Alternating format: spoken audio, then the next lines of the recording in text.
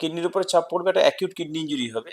আর এই যে ওষুধগুলো দেওয়া হয় ইমিউন সাপ্রেশন, তার মধ্যে সব থেকে গুরুত্বপূর্ণ ওষুধটা হচ্ছে ট্যাক্রোলিমাস। আর এই ট্যাক্রোলিমাসের ডোজ অ্যাডজাস্টমেন্টটা তখন খুব ফ্রিকুয়েন্ট হয়ে যায়।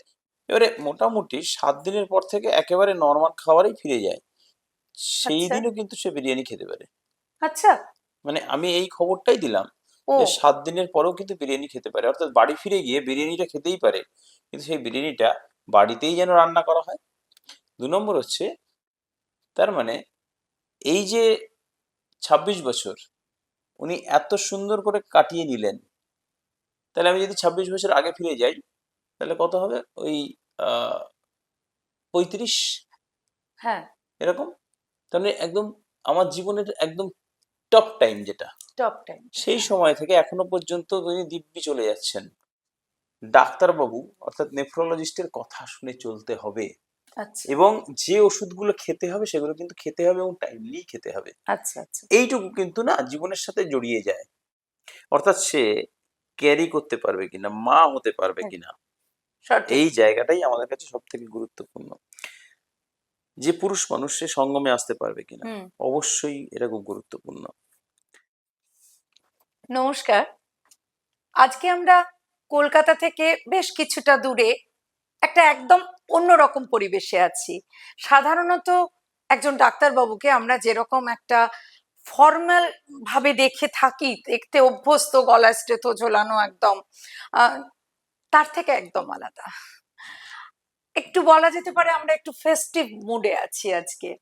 তা কিছুটা সেরকমই। তা সেই জন্যই আমার আজকের যে এপিসোডটা, সেটা একটা আলাদা বিষয়। যে যে সমস্ত রোগীরা আপনার কাছে আসে এবং শেষ পর্যন্ত যাদের কিডনি প্রতিস্থাপন করতে হয়, তারা এই আপনার আমার মতন এইরকম ফেস্টিভ মুহূর্তে ফিরে যাবে একদম আর 5 জনের মতন, এটা কি করে সম্ভব? আমাদের অনেক বন্ধু আছে যাদের মনে কিন্তু এটা একটা বড় প্রশ্ন। যে আমি প্রথম যেটা জানতে চাইবো, যে কিডনি প্রতিস্থাপন হলো, তারপর প্রথম কতদিন খুব কড়া রেস্ট্রিকশন? সরাসরি উত্তর দেবো না একটু হ্যাঁ, ঘুরিয়ে ঘুরিয়ে উত্তর দেবো? না না, ঘুরিয়ে ঘুরিয়ে না, ওনারা সরাসরি শুনতে চান। আচ্ছা, মানে এটা আমরা পরে আসবো। আমার মনে হয় পরের প্রশ্নগুলো এরকম হবে যে কিডনি প্রতিস্থাপনের পরে রেস্ট্রিকশন, একদম স্ট্রিক্ট রেস্ট্রিকশন থাকে হচ্ছে 3 মাস।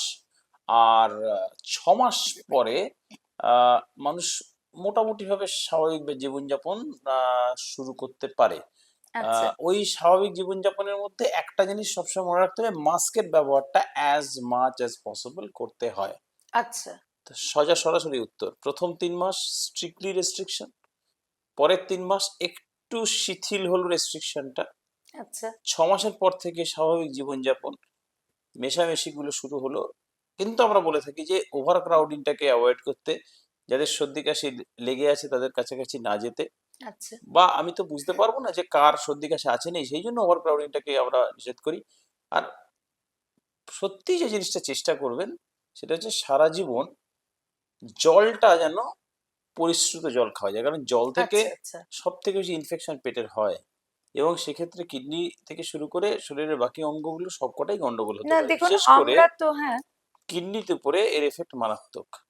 কারণ যেই ডায়রিয়া হবে বা বমি হবে, কিডনির উপরে চাপ পড়বে, একটা অ্যাকিউট কিডনি ইঞ্জুরি হবে। আর এই যে ওষুধগুলো দেওয়া হয় ইমিউন সাপ্রেশন, তার মধ্যে সব থেকে গুরুত্বপূর্ণ ওষুধটা হচ্ছে ট্যাক্রোলিমাস। আর এই ট্যাক্রোলিমাসের ডোজ অ্যাডজাস্টমেন্টটা তখন খুব ফ্রিকুয়েন্ট হয়ে যায়, না করতে পারলে ওটা আরো অ্যাকিউট কিডনি ইঞ্জুরি করে, সুতরাং মানে টক্সিসিটি করে।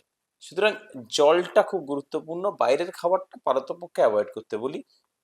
একদম অসম্ভব হলে খুব ভালো জায়গা, বিশ্বস্ত জায়গা, যেখানে আমি জানবো যে আমার যে খাবারটা তৈরি করে দেবে সে অ্যাটলিস্ট তার পরিষ্কার পরিচ্ছন্নতা মেনটেন করে করবে, এবং আমি খাবারটা ঠিক ঠিক পাবো। আচ্ছা, আপনি যখন এটাই বললেন, তখন আমি এইভাবে আসি যে সাধারণত আমাদের সকলের ঘরেই এখন আহ ইয়ে থাকে, মানে ফিল্টার, মানে একদম ইলেকট্রনিক ফিল্টার থাকে, তার জল আমরা খাই, এবং বাইরে গেলেও সাধারণত ওই সিল্ড বটল থেকেই আমরা খাই। আর আপনি বলছেন খাবার দাবারের কথা। এবার আমি তো আপনাকে বললাম, আগেই বললাম যে সেই ফেস্টিভ মুডের জায়গাটায় ওরা যেতে পারবে কিনা। তাহলে খাওয়া দাওয়া হাত ধুয়ে রান্না করছে, মানে সঠিক হাইজিন মেনটেন করে, এটা গুরুত্বপূর্ণ। কিন্তু ধরুন কারুর যদি মানে বিরিয়ানি খেতে ইচ্ছে করে, খাবে কি? অবশ্যই খাবে। আচ্ছা। আচ্ছা, এই প্রসঙ্গে বলে রাখি, হ্যাঁ। কিডনি প্রতিস্থাপনের পরে যখন 3 দিন পর থেকে আমরা খাবার অ্যালাউ করতে শুরু করি, অর্থাৎ প্রথমে লিকুইড ডায়েট, তারপরে টলারেট করে নিল, তারপরে সেমি সলিড, তারপরে সলিড। সলিড, হ্যাঁ। এবারে মোটামুটি 7 দিনের পর থেকে একেবারে নর্মাল খাবারেই ফিরে যায়। সেই আচ্ছা। দিনও কিন্তু সে বিরিয়ানি খেতে পারে। আচ্ছা। মানে আমি এই খবরটাই দিলাম ও। যে 7 দিনের পরেও কিন্তু বিরিয়ানি খেতে পারে, অর্থাৎ বাড়ি ফিরে গিয়ে বিরিয়ানিটা খেতেই পারে, কিন্তু সেই বিরিয়ানিটা বাড়িতেই যেন রান্না করা হয়। 2 নম্বর হচ্ছে যে তাৎক্ষণিকভাবে তৈরি করে সঙ্গে সঙ্গে গরম থাকা অবস্থায় খেয়ে নেওয়াটাই বেটার। ওটাকে ফেলে রেখে খাওয়াটা উচিত নয়, কারণ যত ফেলে রাখবেন তত তার মধ্যে কন্টামিনেশন আসবে, আচ্ছা ব্যাকটেরিয়া আচ্ছা, ঢুকবে এবং মানে সেটা কোনোভাবে ইনফেকশন করবে। কন্টামিনেটেড না হয়। হ্যাঁ, একদম। সুতরাং বিরিয়ানি খাওয়া নিয়ে প্রবলেম নেই, ফেস্টিভ মুডটা সেইখান থেকেই শুরু হয়ে যেতে পারে। আচ্ছা, কিন্তু খাওয়ার যে মানে প্রসেসটা, সেই প্রসেসটা বাড়িতে হওয়া বাঞ্ছনীয়, কারণ মানে বাড়িতে হোমমেড বলছেন আপনি? হোমমেড। তা অর্থাৎ আপনি যেটা বলতে চাইছেন যে হোমমেড যে কোনো খাবারই খেতে পারে, কিন্তু হোমমেড অর্থাৎ এই যে বাইরে থেকে আনিয়ে আমরা এখন ঘরে বসে অনলাইনে অর্ডার করে খাওয়া দাওয়া করতে একটা অভ্যস্ত, সেই জিনিসটা আপনি বারণ করছেন, তাই তো? আচ্ছা, এইটা যে আপনি বারণ করছেন, তা ধরুন আজকাল তো এমনও ঘটনা ঘটছে যে খুবই অল্প বয়স, অথচ তখন দেখা যাচ্ছে কিডনি তার খারাপ হয়েছে এবং আপনারা তাকে কিডনি প্রতিস্থাপন করে তাকে সুস্থ রাখতে চাইছেন। এবার সেই অল্প বয়সের যে ছেলেটি বা মেয়েটি, সে কতদিন এটা করবে? মানে এটা কি লাইফ লং প্রসেস একটা? ওই যে বললাম যে প্রথম 3 মাস স্ট্রিক্ট, স্ট্রিক্ট, পরের 3 মাস একটু একটু শিথিল, একটু শিথিল। 6 মাসের পর থেকে নিয়ার নর্মাল আচ্ছা। জীবনে ফিরে যাওয়া যায়। আরো যদি আহ, মানে বিস্তারিতভাবে বলি, 1 বছরের পর থেকে ব্যাপারটা মানে জনসাধারণের মানে মতনই আমি হয়ে একটু যায়। মানে জেনেই নি, হ্যাঁ, বলুন। যে কেন আমরা এই টাইম লাইনটা বলছি সেইটা গুরুত্বপূর্ণ। হুম। ট্রান্সপ্ল্যান্টের পরেই আমার যে ওষুধগুলো দেওয়া হয় সেগুলো ইমিউন সাপ্রেশন, সেই ওষুধগুলোর মাত্রা খুব বেশি থাকে, যাতে শরীর কিডনিটাকে অ্যাকসেপ্ট করে। অ্যাকসেপ্ট করার যে সময়টা, সেই হুম। সময়টা পায়, ততক্ষণ পর্যন্ত ওষুধগুলো শরীরের যে প্রতিরক্ষা ব্যবস্থা সেটাকে সাপ্রেস করে রাখে। এবার যখন প্রতিরক্ষা ব্যবস্থাকে সাপ্রেস করে রাখে, অর্থাৎ চেপে রাখে, হুম। তখন বাইরে থেকে যে কোনো রকমের ইনফেকশন খুব সহজে হয়ে যায়। হয়ে যেতে পারে, এবং এই প্রথম একদমই। 3 মাস হাইট অফ ইমিউন সাপ্রেশন থাকে, অর্থাৎ খুব বেশি মাত্রায় ওষুধের মাত্রাটা বাড়িয়ে আমার ইমিউনিটিকে চেপে দেওয়া হয়। তাহলে প্রথম 3 মাস আমি যে কোনো রকম ইনফেকশনের না সম্মুখীন হলে ও হতে পারি, ফরেন বডিটাকে রাখতে দেবে না। রাখতে দেবে না। এবার শরীর আস্তে আস্তে কি করে, ওই বাইরের জিনিসটাকে নিজের করে নিতে শুরু করে। হুম। তখন আমরা কি করি, আস্তে আস্তে ওই ইমিউন সাপ্রেশনটাকে কমাতে শুরু করি। 3 থেকে 6 মাসে ওটা আরেকটু কমানো হয়, 6 মাসের পর থেকে অনেকটাই কমিয়ে দেওয়া হয়, এবং তারপর আচ্ছা। থেকে ইমিউন সাপ্রেশনটা একদম বেসিক মিনিমামে রাখা হয়। গ্রাফট ফাংশন অর্থাৎ কিডনি ফাংশনটা নর্মাল থাকলে তো কোনো চিন্তাই নেই, একেবারে বেসিক মিনিমামে চলে গেল, যার ফলে তখন শরীরের যে প্রতিরক্ষা ব্যবস্থা সেটাও একটা ব্যালেন্সে চলে গেল, ইমিউনিটিটাও আমার কতটা সাপ্রেস করা হয়েছিল সেটা একটু উপরে উঠে গেল, আচ্ছা। যার ফলে সেই ব্যালেন্সটা প্রকৃতির সাথে লড়াই করার মতো জায়গায় চলে গেল। চলে গেল। যার ফলে প্রথম 3 মাস আমি এতটাই স্ট্রিক্ট রাখবো যেখানে কোনো রকম কোনো ইনফেকশন, যেমন আমার বাড়িতে যদি আমার কেয়ার গিভার আমার মা হয়, তাহলে মার যদি জ্বর সর্দি কাশি লাগে, সে আমার কাছাকাছি আসবে না, আমার ঘরে ঢুকবে না। হুম। হুম। আমার যে মেড বা হুম। যেই কেয়ার গিভার হ্যাঁ, হোক, তার যদি তার যদি কোনো কারণে কোনো স্কিন ডিজিজ থাকে, তাহলে সেও কাছে সেও আসবে কাছে না। আসবে না, আচ্ছা কারণ আচ্ছা। সেই রোগটা ছড়িয়ে পড়বে, মানে অবশ্যই ইনফেকশন, সেটা ছড়িয়ে গিয়ে আমার শরীরে সেটা অন্য আকার ধারণ করবে, হুম। সেইটা আমরা হতে দেবো না। আচ্ছা। সেই জন্য প্রথম 3 মাস এই এতটা প্রতিরক্ষা হুম। ব্যবস্থা, এতটা প্রোটেক্টিভ। পরের 3 মাস একটু শিথিল, যার ফলে আমরা কি বলবো না, যে ওভার ক্রাউডিং তো আমরা অ্যালাউ করি না। আমরা প্রথম 3 মাস কি করি, একজন কেয়ার গিভার থাকবে আমার সাথে, আমার যে আচ্ছা। ঘরটাতে থাকবে। তারপরের 3 মাস আমরা বলি ঠিক আছে, আরো একজন দুজন ঢুকতে পারে, হুম। আমি বাইরে যেতে পারি, আমি করিডোরে হাঁটাহাঁটি করতেই পারি, আমি লোকের সাথে মিশতে পারি কিনা, একজনের বেশি 2জন বা 3জন, তাদের অবশ্যই আচ্ছা রেসপিরেটরি ইনফেকশনটা থাকবে না, কিন্তু ওভার ক্রাউডিং নেওয়া যাবে না। আচ্ছা তো ওভার ক্রাউডিং এর ডেফিনেশন আছে, আমরা সেই মধ্যে যাচ্ছি না। আচ্ছা এবারে 6-এর উপরে গেলে, এই 6 মাসের উপরে গেলে আমরা তখন এই ব্যাপারটাকে ইমিউনোসাপ্রেশনের অনেকটাই নিচে নিয়ে চলে আসি, যার ফলে তখন প্রায় সাধারণ মানুষের আমরা যেভাবে বাঁচি সেই রকম চলে আসে। আচ্ছা এবার তাহলে একদম আমি স্পেসিফিক প্রশ্নটা করছি যে আহ, আপনি বুঝিয়ে বললেন যারা রোগী রয়েছেন বা যাদের কিডনি প্রতিস্থাপিত হয়েছে ওপাশে বসে দেখছেন, তারা বুঝে গেলেন ব্যাপারটা। এবার ধরুন 3 বছর হয়ে গেছে, 4 বছর হয়ে গেছে, ঈশ্বরের কৃপায় এবং আপনার কৃপায় তিনি সুস্থ আছেন, তাহলে তার যদি মনে হয় যে অষ্টমী পুজোর দিন আমি একটু রেস্টুরেন্টে খাবো, কি যাবে? যাবে, আচ্ছা যাবে। মানে যাবে। হ্যাঁ এখানেও মানে আমরা তো ডাক্তার, হ্যাঁ এই নেফ্রোলজি, আমাদের প্রবলেম কি, যদি একটা ইনফেকশন হয়, যদি ওর কোনো গন্ডগোল হয়, আমরা সবসময় এই এই এই প্রোটেকশনটা দিয়েই রাখি। আচ্ছা আচ্ছা। কিন্তু মানুষ তো, ধরুন মানুষ, আপনি যে বাচ্চাটার কথা বললেন, যে হ্যাঁ যার বয়স হচ্ছে সবে 17-18, হ্যাঁ সে একদমই, বন্ধুদের সাথে রেস্টুরেন্টে গেছে, একটা মাস্ক পরেই গেছিল, কিন্তু রেস্টুরেন্টে গিয়ে কি খাবে না? সেই তো। খাবে। ওখানেও তার মাথার মধ্যে কিন্তু ততদিনে তৈরি হয়ে গেছে যে খাবারটা যখন আসবে তখন ফ্রেশ গরম খাবার আমি সঙ্গে সঙ্গে খেয়ে নেবো, এবং চেষ্টা করব যে আমি যখন হাত বা মুখ এগুলো ধোবো, সেগুলো পরিষ্কার জলে ধোবো, এবং ধোয়ার পরে হাতটা কিন্তু আমি আবার সাবান দিয়ে ধুয়ে নেবো বা কোনো স্যানিটাইজার দিয়ে ধুয়ে নেবো। আচ্ছা ব্যাস, মানে এইটুকু মেনটেন করলে সে কিন্তু নর্মালি ঠিক আচ্ছা চলতে একটা পারে। প্রশ্ন করছি যে এইগুলো তো আমি বাইরের খাবার টাবার হেন তেন অনেক কিছু বললাম, আম, তেল মশলা বা মিষ্টি জাতীয় খাবার এগুলো নিয়ে কি কোনো আপনাদের রেস্ট্রিকশন থাকে? এই যে বললাম, অপারেশনটা হয়ে যাওয়ার পরে, হ্যাঁ ওই 3 মাস 6 মাস এটা না বুঝে গেছি। না, তাহলে অপারেশনটা হয়ে গেল, হ্যাঁ কিডনি ফাংশন করতে শুরু করলো আচ্ছা নর্মালি, আচ্ছা নতুন কিডনি। আমার পেটটা ওই অপারেশনের পরে গিয়ে, মানে গাটের মোটিলিটি, মানে আমার যে হ্যাঁ পেটের মুভমেন্টটা, মানে নাড়িভুড়ির মুভমেন্টটা তো হ্যাঁ আসতে একটু সময় লাগে, 48 হ্যাঁ ঘন্টা হ্যাঁ 72 ঘন্টা।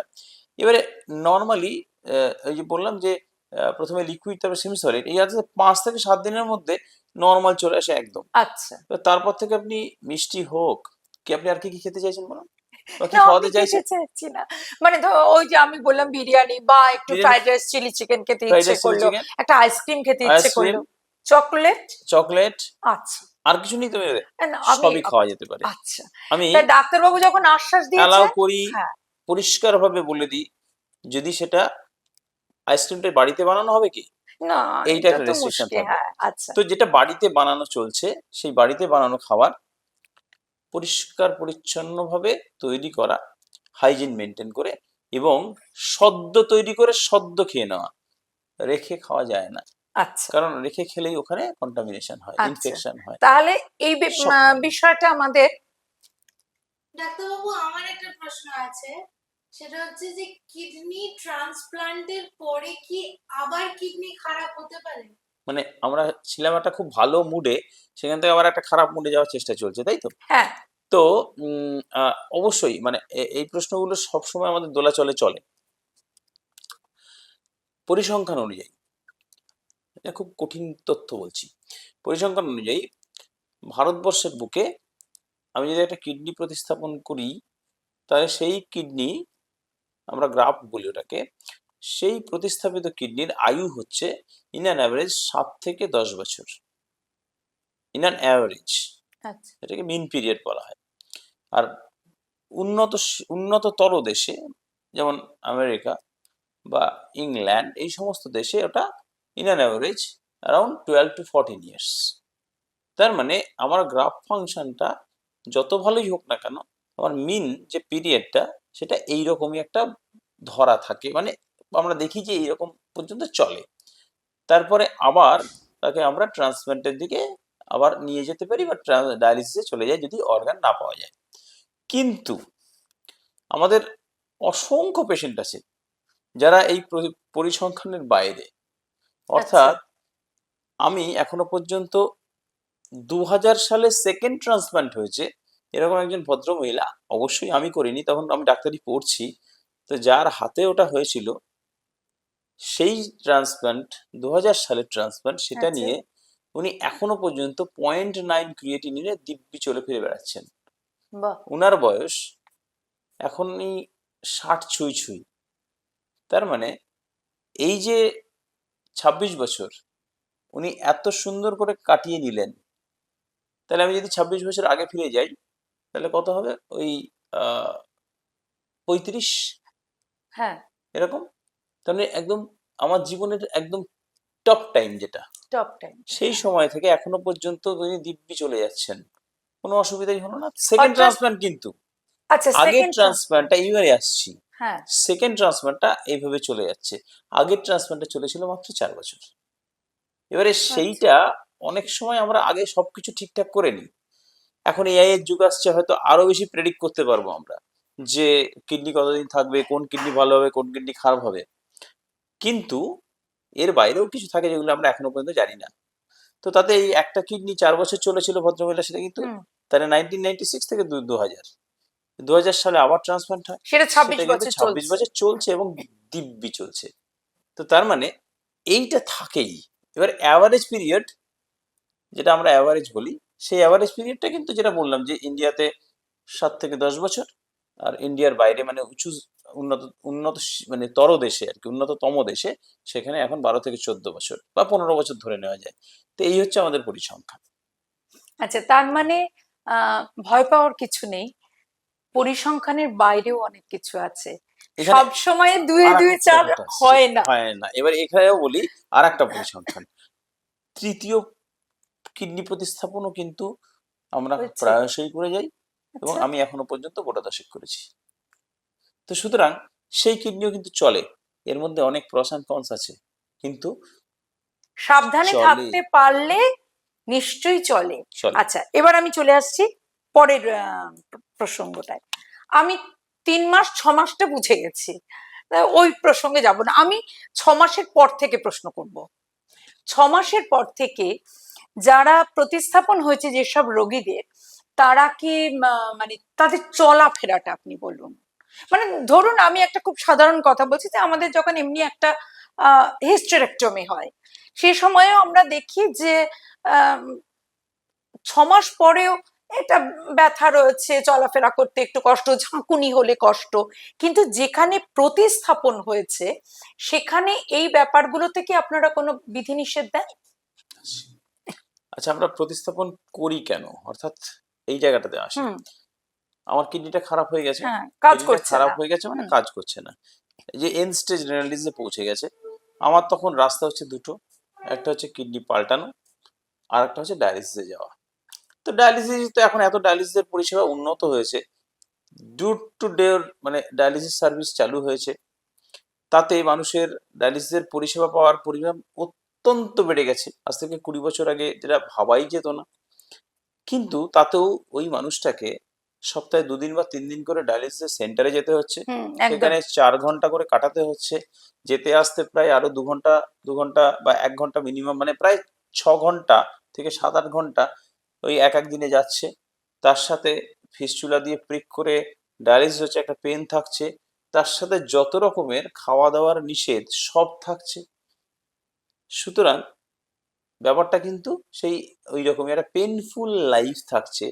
আমরা যাকে বলি কোয়ালিটি অফ লাইফ ইন্ডেক্স, এই কোয়ালিটি অফ লাইফ ইন্ডেক্সে যেটা আমরা বলি যে আমার গুণগত মান, আমার জীবনের গুণগত মানে হুম, ফ্রি অফ রেস্ট্রিকশন থাকবো। আমার জীবন মানে কি? হ্যাঁ, ফ্রি অফ রেস্ট্রিকশন। তার মানে নয় আমি আইন শৃঙ্খলা মানবো না, হ্যাঁ, উচ্ছৃঙ্খল হয়ে যাবো, ওরকম না, নয়। তা নয়। আমরা যেটা হচ্ছে যে, যেমন আমি আমার কাজটা আমার সঠিকভাবে করতে পারবো, যেখানে শরীরে কোনো ব্যথা হবে না, আমি খাবারটা খেতে পারবো যেখানে আমার কোনো বাধা নিষেধ থাকবে না, একদমই তাই। আমি আমি আমার যে যে সোশ্যাল লাইফ, অর্থাৎ সামাজিকভাবে আমি লোকের সাথে মিশতে পারবো, যেখানে আমাকে ডায়ালিসিস সেন্টারে গিয়ে বাধ্যবাধকতা থাকবে না।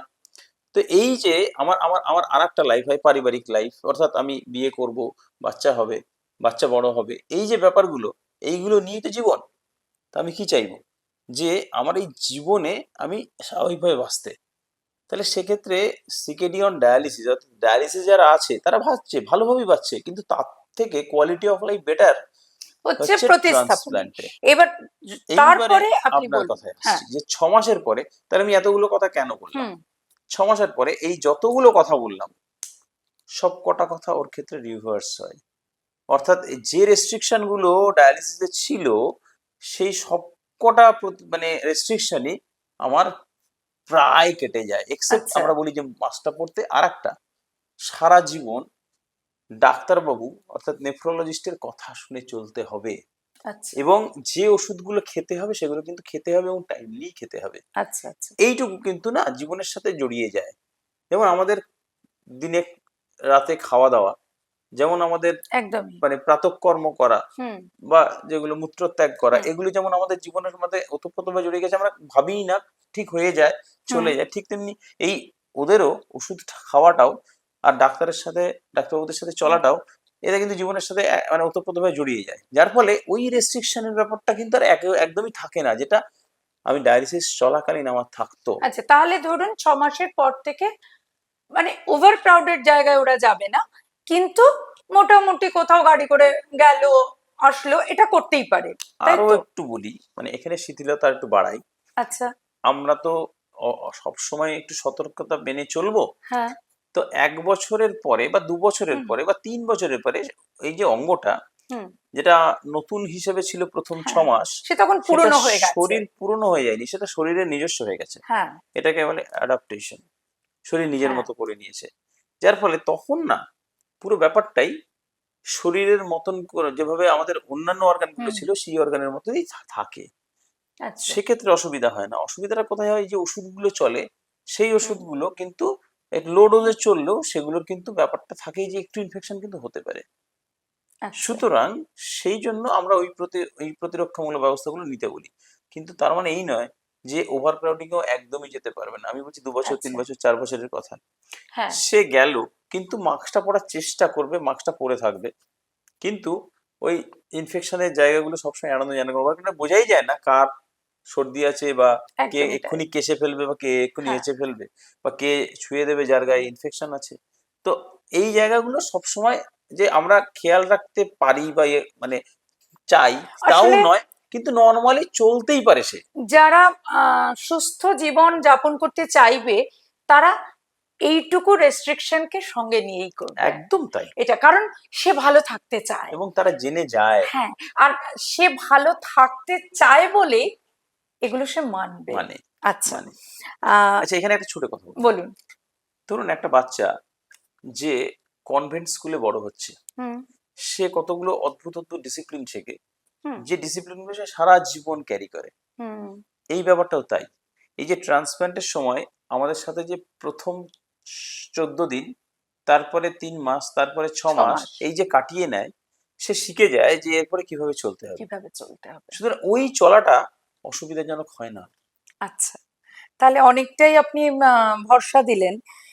এরপরে আমি একটা একদম অন্যরকম প্রসঙ্গে যাচ্ছি এই বিষয়েই, যদিও যে ধরুন যার ট্রান্সপ্লান্ট হয়েছে সে ব্যায়াম করতে পারে, মানে মানে ধরুন আম, যে আমাদের যেটা একটা মানে আতঙ্ক সেটা হচ্ছে যে আমি মোটা হয়ে যাচ্ছি, তা সে মোটা হওয়া থেকে নিজেকে বিরত করতে হলে তো একটু ব্যায়াম ট্যায়াম করতে হবে, সেটা কি সে স্বাভাবিকভাবে করতে পারবে?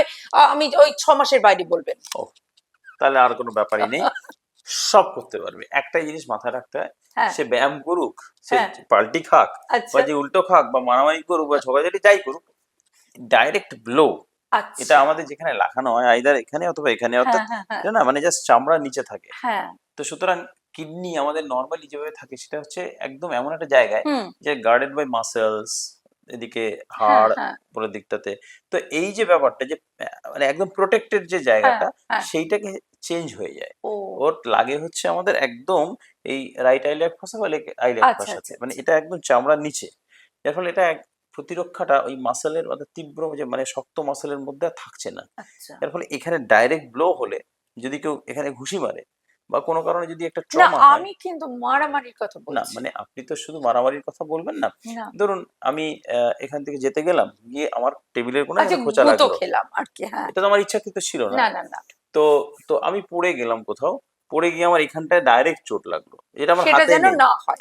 একদম। সবসময় আমরা বলি এখানে ডাইরেক্ট ব্লোটা না হয়। এটাও যখন সময়ের সাথে সাথে মানে 2 বছর, 3 বছর, 4 বছর শরীর এমন ভাবে এটাকে আষ্টপৃষ্টে বেঁধে নেয় নিজের মধ্যে, আত্মস্থ করে নেয়, যে সেটাও অনেক সময় প্রোটেক্টেড হয়ে যায় খুব বেশি জোরে না লাগলে। সুতরাং বলার উদ্দেশ্য হচ্ছে যে যে কোনো রকমের ব্যায়াম সে করতে পারে, শুধু আচ্ছা। দেখতে হবে যে এখানে যেন এই জায়গায় সরাসরি সরাসরি যেন চোটটা না না লাগে। লাগে। এবার যেটাতে যাব যে আচ্ছা একটা জিনিস বলুন,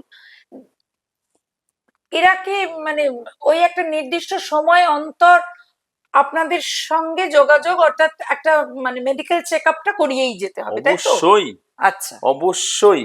আমি আর বলেই দিই শিডিউলটা। হ্যাঁ। ট্রান্সপ্লান্ট হলো, হ্যাঁ। যে কদিন আমাদের হসপিটালে আমাদের সাথে থাকলো তো থাকলোই। একদম। তারপরে প্রথম 3 মাস এরম ভাবে করি, প্রথম মাসটাতে আমরা 2 সপ্তাহ অন্তর অন্তর, হুম। পরের মাসটাতে একটু বাড়িয়ে দিয়ে ওটাকে 3 সপ্তাহ থেকে 4 সপ্তাহ, এটা 3 মাস পর্যন্ত চললো। তারপরে মাসে একবার করে অ্যাটলিস্ট 6 মাস পর্যন্ত। এরপরে সেটাকে বাড়িয়ে যদি সবকিছু ঠিকঠাক চলে তাহলে 3 মাস অন্তর অন্তর। আচ্ছা। এবারে যেই 1 বছর ক্রস করলো 6 মাস অন্তর অন্তর। এরপরে এটা 6 মাস থেকে 8 মাস, 1 বছর, কখনো কখনো এরম আচ্ছা, চলতে থাকে, অর্থাৎ কিন্তু এই অবশ্যই রেঞ্জটা বাড়বে, বাড়বে, টাইম রেঞ্জটা বাড়বে, কিন্তু চেক আপটা করতেই করতেই হবে। হবে। এর সাথে সাথে রক্ত পরীক্ষা যেভাবে আমরা বলবো সেইভাবে করতে হবে, ইউরিন পরীক্ষা যেভাবে বলবো সেইভাবে করতে হবে, এবং এটা ওই একই রকম ভাবে ডিউরেশনটা আস্তে আস্তে মানে বাড়তে বাড়বে। থাকে। আচ্ছা। আম, আমার চেনা অনেক মানে অনেক বলবো না, অনেক যেন না হয় কোনোদিন, এটাই চাইবো। আহ, কিছু ট্রান্সপ্লান্ট রোগী, তাদের একটা প্রশ্ন আছে, সেই প্রশ্নটা অনেকেই আবার সাহস করে আপনার কাছে করতে পারে না। এই আমার কিন্তু আর আপনার কমন পেশেন্টের পুলটা হ্যাঁ, আমার পেছনে প্রচুর প্রশ্ন জিজ্ঞেস করে, আমি বুঝতে পারছি। আচ্ছা আচ্ছা। তা না, আমি আপ- বুঝতে পারি না আমাকে কেন জিজ্ঞেস করছে না, বলুন তো দেখি। সেটা হচ্ছে যে ধরুন সাধারণ সর্দি কাশি হাঁচি একটু কিছু হচ্ছে, বা একটু পেট ব্যথা করছে, কিংবা একটা সাধারণ কিছু হচ্ছে, তখন কি একটু হোমিওপ্যাথি ওষুধ চলতে পারে? মানে আপনি এটা জেনে মানে বুঝি, আহ, জেনে বুঝি এই প্রশ্নটা করলেন। দেখুন, হোমিওপ্যাথি ওষুধ চলতে পারে কি পারে না সেই ব্যাপারে আমার বক্তব্য কিছু থাকার কথা না। হুম। এবারে যেটা থাকার কথা সেটা হচ্ছে যে অবশ্যই ডাক্তারবাবুর পরামর্শ অনুযায়ী ওষুধটা খেতে হবে। মানে কিরকম? ডাক্তারবাবু মানে আসছি, আহ সে কিডনি ডাক্তার? আসছি। আচ্ছা। প্রথম 6টা মাস অবশ্যই প্রেফারেবলি প্রেফারেবলি নেফ্রোলজিস্টের পরামর্শ হ্যাঁ, অনুযায়ী ওষুধ খেতে একদম। হবে। হুম। এবারে যখন ফ্রিকোয়েন্সিটা কমে এসছে ডাক্তারবাবুর হুম। সাথে ইন্টারাকশনে, সাক্ষাতে। তখন তার যে ফিজিশিয়ান, সেই ফিজিশিয়ানের সাথে তার যোগাযোগ থাকছে। সেই ফিজিশিয়ান অবশ্যই বুঝে নেবে যে নেফ্রোলজিস্টের কি প্রেসক্রিপশন আছে, উনি আচ্ছা। জানবেন, বুঝবেন, হুম। এবং দেখে নিয়ে তিনি সেই অনুযায়ী ওষুধ দেবেন। কারণ এই যে ওষুধগুলো চলে সারা জীবন, তাতে একটা ওষুধের সাথে একটা ওষুধের এতটাই ইন্টারাকশন হতে পারে যে একটা সর্দি কাশির ওষুধ খেয়েই এদিকের এই ট্যাক্রোলিমাসের লেভেল এতটা বেড়ে গিয়ে কিডনি খারাপ হয়ে যেতে পারে। আচ্ছা। আবার আচ্ছা। উল্টো দিকেও ট্যাক্রোলিমাসের লেভেল কমে গিয়ে আবার কিডনি খারাপ হয়ে যেতে পারে, মানে যেদিকেই যাবে সেদিকে কাটতে পারে। সুতরাং ডাক্তারবাবুর পরামর্শ ছাড়া যদি ওষুধটা খাওয়া হয়, সেটা জ্বর সর্দি কাশি হোক বা চুলকুনি হোক বা চুল উড়ে যাওয়াই হোক বা পায়খানাই হোক, সবটাই কিন্তু আপনার নিজের রিস্কে যদি আপনি ডাক্তারবাবুর পরামর্শ মানে না মানেন। আবারও আমি জিজ্ঞাসা করছি, ডাক্তারবাবু মানে কি নেফ্রোলজিস্ট? অলওয়েজ না, কিন্তু মানে অবশ্যই আমি একজন এমবিবিএস ডাক্তারবাবু, আচ্ছা, এবার আমি কোয়ালিফাইড বুঝে হবে, গেছি। তাই তো। অর্থাৎ আহ আমাদের যারা দর্শক আছেন তারা উত্তরটা পেয়ে গেছেন। এরপরে আমি আর বিশদে যাব না এখানে। যাবেন, কারণ আমাদের এই যা পরিসংখ্যান, সেই হুম। পরিসংখ্যানে আমরা দেখতে পাচ্ছি ইয়াং ইয়াং হুম। মানে 40-এর নিচে বয়স যাদের, তাদের মধ্যে কিডনি খারাপ হওয়ার প্রবণতা হুম। দেখা যাচ্ছে খুব বেশি, যাদের ক্ষেত্রে অল্টারনেটিভ মেডিকেশন ইউজ বেশি, ওভার আচ্ছা দ্য আচ্ছা আচ্ছা। কাউন্টার মেডিসিন ইউজ বেশি। অর্থাৎ এই আমার একটা মাথায় একটু ব্যথা হচ্ছে, এরা ওষুধ দে তো খেয়ে নি। হুম। এই হুম। ওষুধের হুম। দোকানে গেল, ওষুধের দোকানে খুব খুশি হয়ে বললো আমি ডাক্তার ঠিক আছে দিয়ে দিলাম, এ দাদা এটা খেয়ে নাও। দেখা গেলো যে সব ঠিক আছে, 6 মাস পরে কিডনি খারাপ, বুঝতেই পারলো না কি করে খারাপ বিশেষ হলো। করে যেটা দেখি মানে ওষুধের দোকানে ওষুধ কিনতে গেলে যেটা দেখা যায় যে ভীষণ দাঁত ব্যথা করছে, একটা কোনো ওষুধ দিয়ে দাও না, একদম, এই ব্যাপারটা হয় খুব। একদম তাই। আচ্ছা, আপনার কাছ সুতরাং থেকে আমি একদম পরিষ্কার। সুস্পষ্ট উত্তর পেয়ে গেছি, এখানে আমার আর কোনো নেই। কিন্তু এর পরে যে প্রশ্নটা আমি করব, সেই প্রশ্নটা কিন্তু আপনি আবার ভাববেন না যে কেউ আমাকে করতে বলেছে। এটা আমি একজন মানে কি বলবো, আপনার সাক্ষাৎকার নিতে গিয়ে আমার দৃষ্টিকোণ থেকে আমার যেটা মনে হচ্ছে যে সমস্ত রোগীর জন্য আমার এটা জানা দরকার, শুনি। সেই জন্য আমি করছি। সেটা হচ্ছে যে এই যে অল্প বয়সে হচ্ছে, এরপরে এরা কি ম্যারিটাল লাইফ লিড করতে পারে? এটা সবার প্রশ্ন। হ্যাঁ। আর আমি একটু আগে যে কথাগুলো বলছিলাম যে আমরা একটা কোয়ালিটি অফ লাইফ দিতে চাই, হুম। অর্থাৎ যাকে আমি কিডনি প্রতিস্থাপন করছি সে যে নর্মাল জীবনে ফিরে যাবে হুম। সেটাই আমি চাইবো। একদম। বিশেষ করে এটা প্রযোজ্য মহিলাদের ক্ষেত্রে, হুম। অর্থাৎ সে ক্যারি করতে পারবে কিনা, মা হতে পারবে হুম। কিনা, সঠিক। এই জায়গাটাই আমাদের কাছে সব থেকে গুরুত্বপূর্ণ। যে পুরুষ মানুষ সে সঙ্গমে আসতে পারবে কিনা, হুম। অবশ্যই এটা খুব গুরুত্বপূর্ণ। এটাকেই প্রোডাক্টিভ লাইফ বলে, কোয়ালিটি অফ লাইফ। আমরা সেখান থেকে আসি। 1 বছরের পরে, ট্রান্সপ্লান্টের 1 বছরের পরে আমার যদি কিডনি ফাংশন স্টেবল থাকে, নর্মাল থাকে, তাহলে অবশ্যই সে মা হতে পারবে এবং স্বাভাবিকভাবে যেভাবে হয় সেইভাবেই হবে। অবশ্যই আমরা প্রেফার করি একজন গাইনোকোলজিস্টের কেয়ারে থাকবে, তত্ত্বাবধানে থাকবে। এটা তো খুব স্বাভাবিক ব্যাপার। আর যে পুরুষ মানুষ তার ক্ষেত্রে এবং মহিলা দুজনের ক্ষেত্রেই সঙ্গমের ক্ষেত্রে, মেলামেশার ক্ষেত্রে কোনো রকম কোনো সমস্যা হওয়ার কথা না, শুধু একটু খেয়াল রাখতে হয় যে কিডনিটাতে যেন কোনো চোট না লাগে। অর্থাৎ ওই যে যেটা আগে বললেন, যে ওই কিডনিটা যেহেতু মানে তুলনামূলক অরক্ষিত অবস্থায় থাকে প্রাথমিকভাবে, সেই জন্য সেখানে যেন চোট না লাগে, কিন্তু নর্মাল যে সেক্সুয়াল লাইফ সেটা তারা লিড করতে পারে। আচ্ছা, এটা কিন্তু কারোর প্রশ্ন ছিল না, এটা আমারই প্রশ্ন। মানে আচ্ছা। এটাই মুশকিল হয় কি, হ্যাঁ। এটা অনেকেই জিজ্ঞেস করতে পারে না, হ্যাঁ, লজ্জা পায় হয়তো জিজ্ঞেস লজ্জা করতে, পায়। কিন্তু হয়তো তাদের মনে আছে। এটা আমার প্রশ্ন করতে করতে মনে হলো যে এটা ঠিক, জেনে নেওয়া দরকার। অত্যন্ত প্রাসঙ্গিক প্রশ্ন। কারণ এই ক্ষেত্রে যে আমাদের এখন এত পরিমাণে এই রিপ্রোডাক্টিভ এজ গ্রুপের পেশেন্টের সংখ্যা বাড়ছে সিকেডি, যে এটা আজকের দিনে খুবই প্রাসঙ্গিক। মানে এমনও তো হতেই পারে যে ধরুন যে ছেলেটি বা মেয়েটির কিডনি প্রতিস্থাপন হলো সে অবিবাহিত, সে তারপরে বিবাহিত জীবনে প্রবেশ করবে, তাহলে সেটা সে করতে পারে পারে, একটা অবশ্যই। সার্টেন টাইমের পর, এবং সেটা এই এই করতে পারে। বিগত বিগত 7-8 বছরে আমার যা মনে পড়ছে এখনো প্রায় প্রায় প্রায় প্রায় মানে ওইভাবে বলতে পারবো না, অ্যাটলিস্ট এই এই 1 বছরের মধ্যে অ্যাটলিস্ট 3 জন তো বিয়ে করেইছে বাহ। এবং সাকসেসফুলি মা হয়েছে একজন, মানে মনে পড়ছে একদম পরিষ্কার। তাহলে যারা এই প্রশ্নটা করতে পারেন না তাদের জন্য এই উত্তরটা আপনার রইলো। আচ্ছা, এরপরে আমি যাব হচ্ছে যে ডোনারের দিক থেকে যাব। যে যে প্রতিস্থাপন যার হলো সে তো একরকম, আর যার কাছ থেকে নিয়ে নেওয়া হলো সেই যে ডোনার, যে ব্যক্তিটি, আহ, তিনি তার পরিবারের লোক হতে পারেন বা যে কেউ হতে পারেন, তিনি কি এই সমস্ত সবকিছু স্বাভাবিক জীবনে থাকতে পারবেন?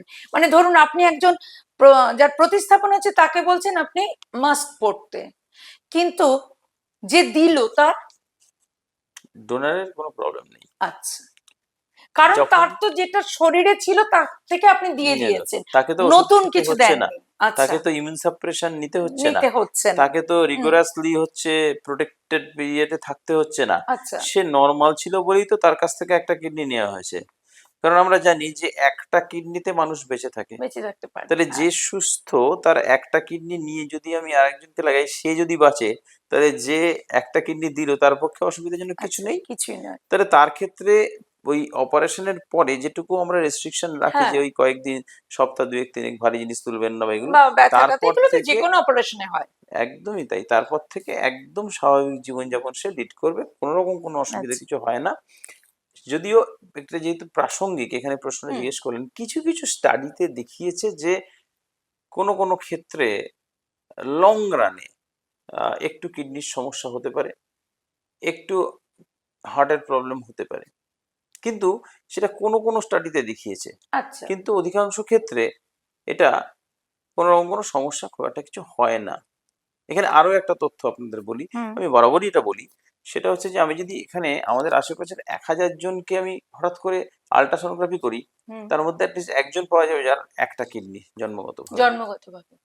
সুতরাং সে যদি একটা কিডনি নিয়ে সারা জীবন বেঁচে থাকতে পারে, এবং আমি তো মানে আমি এটা শুনেছি একজনের কাছে যে তিনি নিজে জানতেনই না যে তার একটা কিডনি, মানে তিনি সন্তানের মা হয়ে গেছেন, তার প্রায় মানে মেনোপজের টাইম হয়ে গেছে, সেই সময় গিয়ে তিনি জানতে পেরেছেন, মানে ডাক্তার তাকে বলেছেন যে তার একটা এবং কিডনি। এখানে খুব সুন্দর সুন্দর গল্প হয়। আচ্ছা। ছোট্ট করে বলে দিই, এই যে এইরকম একটা বয়সের এক মহিলা, হ্যাঁ। তার হঠাৎ করে পেটে ব্যথা হয়েছে। এখানে হ্যাঁ। ডাক্তারবাবু বলেছেন যে, মানে যিনি ওখানে দেখেছেন, ওনার যিনি ফিজিশিয়ান, যে একটা গলব্লাডার পাথর থাকলেও থাকতে পারে, যা তোমার একটা আচ্ছা। টেস্ট করিয়ে নিয়ে আয়। সে গেছে টেস্ট করতে গলব্লাডার কোনো পাথর খুঁজে পায়নি। তো যাই হোক, কিছু একটা কারণে পেটে ব্যথা হ্যাঁ। হয়েছিল, কিন্তু উদ্ধার করেছে যে বাঁদিকের কিডনিটা নেই। এইবারে এইবারে হুম। যখন আল্ট্রাসোনোগ্রাফি যিনি করছেন, আপনার তো বাঁদিকের কিডনিটা আমি দেখতে পাচ্ছি না, আচ্ছা আপনার কি বাঁদিকের কিডনিটা কোনো অপারেশন হয়েছিল? সে বলেছে না। এবারে তারপর আর উনি কিছু বলেননি, উনি আচ্ছা। লিখে দিয়েছেন যে একটা কিডনি। আচ্ছা। এবার যখন উনি নিয়ে গেছেন, মানে হ্যাঁ। পেশেন্ট নিয়ে গেছেন ওনার কাছে, ফিজিশিয়ানের ফিজিশিয়ানের কাছে, কাছে, হ্যাঁ। যে ডাক্তারবাবু আমার একটা কিডনি দেখুন ডাক্তারবাবু, মনে হচ্ছে। বলছে হ্যাঁ, আপনার তো একটাই কিডনি, আমার কি হবে? এই যে শুরু হলো প্রশ্ন। হ্যাঁ। দৌড়তে দৌড়তে হাঁপাতে হাঁপাতে আমাদের কাছে পৌঁছলো। আমরা দেখলাম, শুনলাম, খুব সুন্দর করে বোঝা গেল, ও আপনার একটা কিডনি, আপনি ওই 1000 জনের মধ্যে যে একজন লাকি হয়, আপনি তাদের মধ্যে। যাক, এটা একটা ভালো গল্পই শোনা গেল। তাহলে এবার একটুখানি মানে ওয়াইন্ড আপ করি, আহ, গুটিয়ে নিয়ে আসি ব্যাপারটাকে। এমন অনেকে তো আছেন যারা ট্রান্সপ্লান্ট করতে চলেছেন, বা যাদেরকে আপনারা হয়তো ট্রান্সপ্লান্টের কথা বলছেন। এবার খুব স্বাভাবিকভাবেই মানুষের মনের মধ্যে একটা ভয় থাকে, একটা আতঙ্ক থাকে। সাধারণ অপারেশনেই আমরা ভয় পাই, সেখানে ট্রান্সপ্লান্ট একটা বাইরের জিনিস, যেটা ফরেন বডি আমার শরীরে আসবে, এটাতে খুবই আতঙ্কিত হয়ে যায় মানুষ। ওই উম, এখনই করাবো নাকি আর কটা দিন দেখি না, যদি কোনো মিরাকল একদম হয়, তাই। এইরকম একটা ব্যাপার থেকে মিরাকল যদি হয়। কিন্তু এটাও ঘটনা যে মিরাকল বোধ হয় খুব একটা হয় না, মানে সেই গ্রাফটা বোধহয় খুব একটা না, মানে ঠিক এটা এটা নেই। এটাও একটা খুব গুরুত্বপূর্ণ। এখানে কথাটা আমরা অনেকবার এই আলোচনা এর আগে করে হ্যাঁ। ফেলেছি।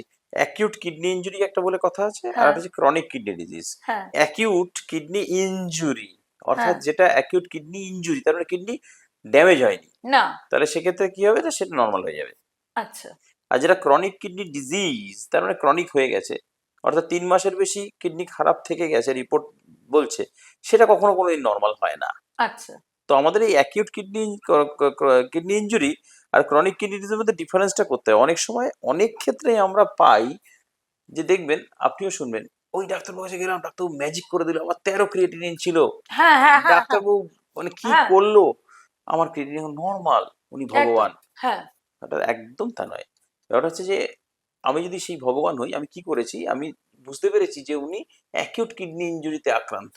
আচ্ছা। তো আমি তাকে কি করেছি, যে যে ওষুধগুলো দরকার ছিল সেই ওষুধগুলো দিয়েছি, ফলে কিডনিটা ক্রিয়েটিনিন। আস্তে আস্তে হ্যাঁ। নেমে গেছে, নেমে গিয়ে নর্মাল হয়ে গেছে, আর আমি ভগবান আচ্ছা, হয়ে আমি গেছি। তাহলে আপনি ভগবানই থাকুন, এটাই আমরা না, চাইবো। আমি ভগবান কিন্তু নই, এটা তার কিন্তু হওয়ারই ছিল। এটা হওয়ারই ছিল। এবারে ধরতে কিন্তু না পারলে তাহলে আমি একটা ছোট্ট ক্রনিক প্রশ্ন কিডনি করে ডিজিজ। নিই, যে এই যে ইনজুরিটা বলছেন, ইনজুরিটা কিভাবে হয়? মানে ইনজুরি বলতে তো আমি বুঝি আমার হাতটা কেটে গেল, কি একটা গুঁতো লাগলো, এটাকে আমি ইনজুরি বুঝি।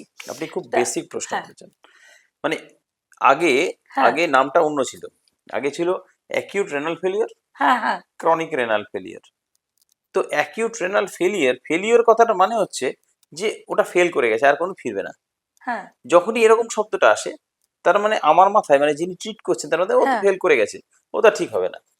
সঙ্গে সঙ্গে দেখা গেল যে পরিসংখ্যানগত বা যে ফেলিওর কথাটা কিছু চেঞ্জ করে যদি ইনজুরি করা যায়, হ্যাঁ। তাহলে মাথার মধ্যে আরে ইনজুরি তো, ইনজুরি কিন্তু সেটা ঠিক করা হিল আপ যায়। করতে আপনি পারে। দেখুন, হ্যাঁ। অ্যাক্সিডেন্ট হয়েছে, ইনজুরি হয়েছে, ইনজুরি কিন্তু হ্যাঁ। হিল আপ করে যায়, একদমই। ঠিক হয়ে যায়।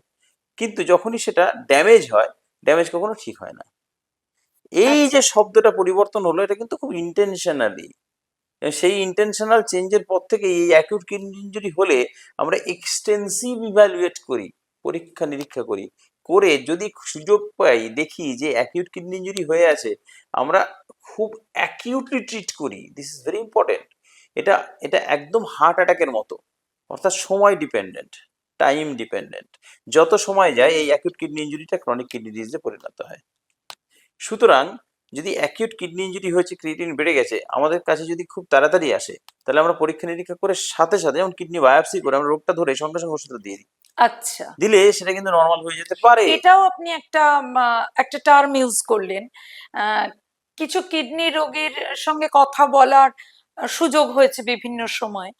তাতে আমি যেটা দেখেছি, মানে যখনই আপনারা বলেন যে কিডনি বায়োপসি, মানে বায়োপসি শব্দটার সঙ্গে ক্যান্সার এমন ওতপ্রোতভাবে জড়িয়ে গেছে যে তখনই পেশেন্ট ধরে নেয় তার মানে তার কিডনিতে ক্যান্সার হয়ে গেছে, এবং সে ওই বায়োপসিটা করাতে কিন্তু ভয় পায়, এবং ওইটা করাতে গিয়ে প্রেশার বেড়ে যাচ্ছে, নানা রকম সমস্যা তৈরি না হচ্ছে। এখন মানে চলে গেছে তো বলবোই না, এখনো হুম। অনেকটাই আছে।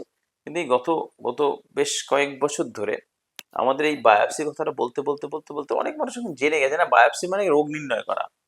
বায়োপসি মানে হচ্ছে রোগটা নিশ্চিতভাবে নির্ণয় করা। বায়োপসি মানে শুধু ক্যান্সারের রোগ ক্যান্সার, নির্ণয় হ্যাঁ নয়। হ্যাঁ। বায়োপসি মানে আমি একটা আমার যে অঙ্গ, সেই অঙ্গ থেকে এক টুকরো মাংস নিয়ে তাকে পরীক্ষা করা, পরীক্ষা করে সরাসরি চোখের নিচে দেখা, মানে মাইক্রোস্কোপের নিচে চোখ দিয়ে সরাসরি দেখা যে ওর মধ্যে ক্যান্সার আছে, না ওর মধ্যে গ্লোমেরুলোনেফ্রাইটিস আছে, না ওর মধ্যে অ্যাকুট ইন্টারস্টিশিয়াল নেফ্রাইটিস আছে, না ওর মধ্যে আর অন্য কোনো রোগ আছে। আচ্ছা তো সুতরাং রোগ নির্ণয়ের সেরা পদ্ধতি হলো বায়োপসি। আচ্ছা। তার মানে এই নয় ক্যান্সার। হ্যাঁ, কিন্তু এই শব্দটা এমন ভাবেই জড়িয়ে রয়েছে যে লোকে এই ভয়টা পায়।